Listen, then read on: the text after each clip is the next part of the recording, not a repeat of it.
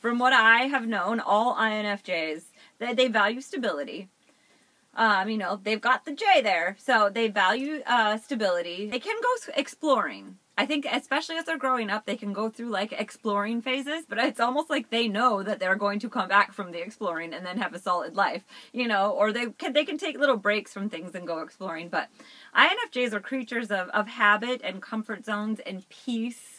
You know, INFJs really want to have inner peace. They don't like fighting. They don't like turmoil between people. They don't like conflict. I did date a guy that was an INFJ. He's really smart. You know, this is why I think INFJs can really get into their TI. You know, they can have subjects and maybe even really broad subjects, you know, especially, you know, like science or technology or things like that. If they're interested in it, then they're going to learn a ton about it. They're going to be very knowledgeable about it. And it could get very impressive. And I really like that about the INFJ dude that I dated kind of on and off a couple times, because he would know tons of things that I didn't know and like tell me about them. And then since he was a good storyteller, I would love to listen, because then he'd just teach me things. I like it when people teach me things. I really do.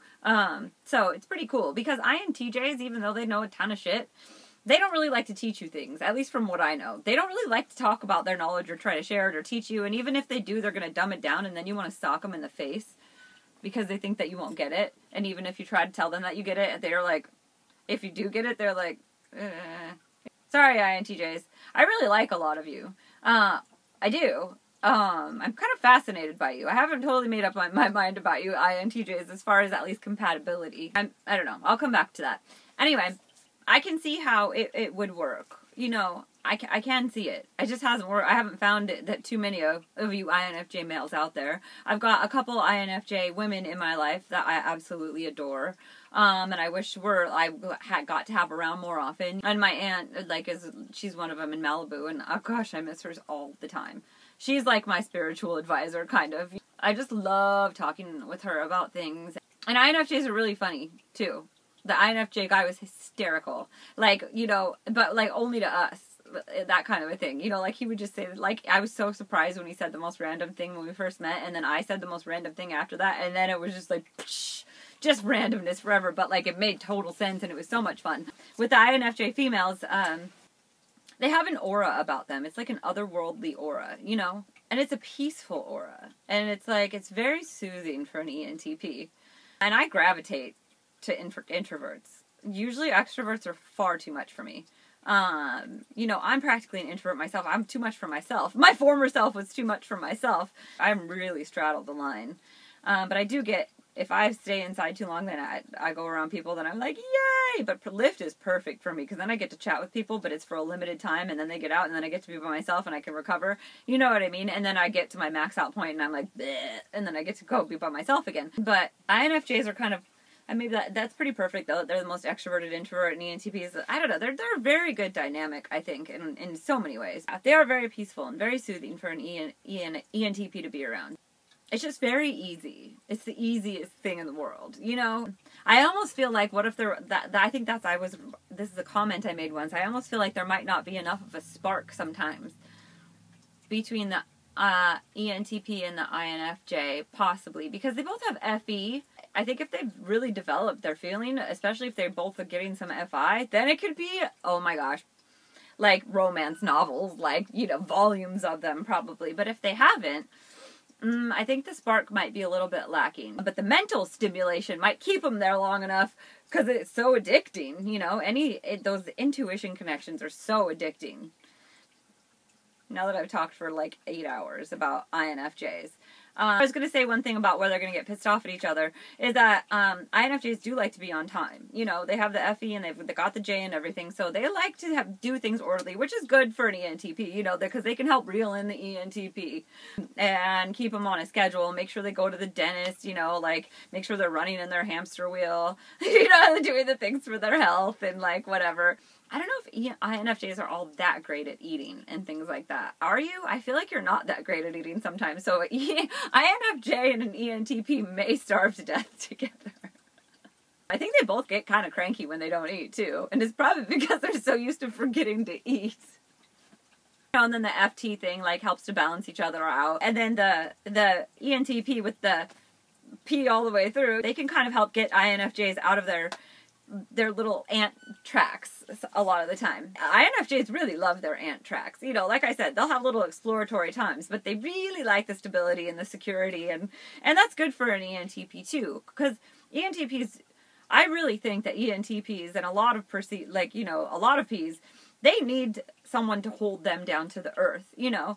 And I don't know if that necessarily has to be a J. It could be like a really stable P, because there are stable Ps out there, and I'm getting a lot more stable as a person than I was in my crazy time, too. You know, I'm stabilizing my own self in a lot of ways now, which is awesome. It's a relief. But if you put me together with too much of another P, then we're just gonna, like I just told somebody, it's gonna be like a freaking, like, freight train, you know, heading toward each other. Whoa, intuition, you know, and then there's going to be a huge crash.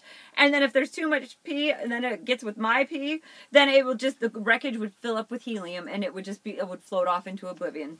And then start falling out of the sky all over, like, Madagascar and stuff, and, like, taking out small villages, I feel like. I think INFJ would be a great stabilizer for an ENTP, you know. And an ENTP would be good for, it might drive INFJ a little bit crazy, but INFJs are so good at not being driven crazy unless you, like, if you violate one of their, like, moral codes, watch out, you know, or, you know, if you make them be late or, like, you know, be impolite, things like that, they really don't like. But, I mean, ENTPs could roll with it, and if somebody tells an ENTP what to do a lot of the time, like, makes them a little schedule, or, like, sticks things in their phone, and it's like, this is really important, then ENTP will go there. ENTP needs that a lot of the time, because they like to be off in their own little heads in non-time, so INFJ can help ENTP get back on to the time map, at least when they really need to be, and then as soon as they don't, they're like, boom! Not tons of problem areas, really. Obviously, because I've just been able to talk about this for 45 minutes or something straight through. Yeah, INFJs, it's like I don't even have to say it out loud. It's hard for me to talk about how easy it is and how, like, it's because it's kind of like a no-duh thing. It's like Sasha's an INFJ or something. It's like, it's so, just this really a natural, fluid thing.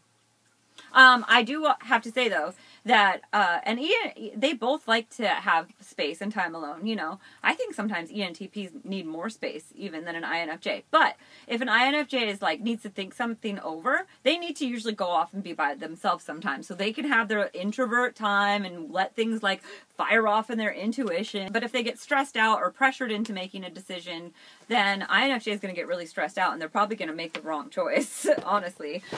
So INFJs don't try to make any snap judgments. You know, wait till you cool it. You know, be it a life decision. Because a lot of the time, too, INFJs want harmony so bad. I think that they will push themselves into trying to make a decision or repairing a relationship or something like that, you know. INFJs, you do need time to make your decisions, and you need to get in touch with your intuition, first of all, to be able to do that. And put your FE out of it. Take your FE and to put it out, because you need to be thinking about what's good for you, because you will kill yourselves. Because they're always looking for the bright side, and they're always wanting to give chances. But usually once, like, INFJs will do door slams, too. And I think sometimes when an INFJ does a door slam, well, an INFJ, I think, at least from my experience, will sometimes do a door slam to someone they shouldn't, because it was a hasty decision, but they won't door slam someone that they should. Does that make sense to anyone? Because if an INFJ isn't using their first function a lot of the time in making their decisions, if a door slam's usually a hasty move, you know, if they feel severely violated in some way or another, and so I think that sometimes it probably is right, but I think when they're instantly reacting like that, I think a lot of the times INFJs can make the wrong decision. So I think INFJs, when you get the urge to door slam, or when you get the urge to make really fast decisions, or you feel pressured into it, just back away from it and really think it through and make sure you're in touch with your intuition. You know, because from what I've seen, INFJs will hang on to people or situations that they should door slam the hell out of. But INFJs, it's been so much fun talking about. It's almost as much fun talking about you as it is talking to you.